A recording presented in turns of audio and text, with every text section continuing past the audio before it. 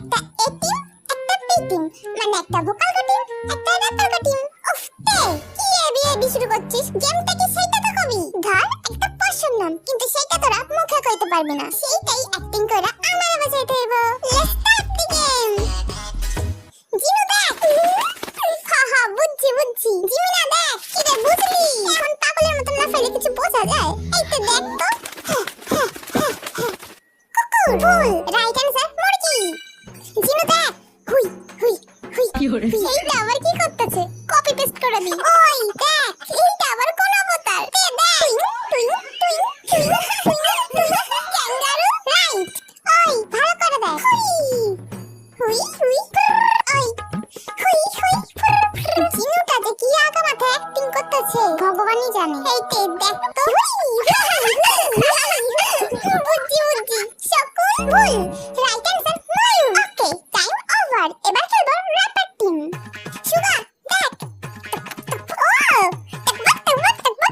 Very easy. তে দেখ, আরে তোরে হাসতে কই নাই, নামটা ক। ওইটাই তো মনে পড়তেছে না। এইটা আবার কেমন গেমের নাম? এই সুগা দেখ, আরে দেখ না। আরে না ভেটকিয়া কবি তো, আমি তো জীবনে ওই গেমটার নামই শুনি নাই।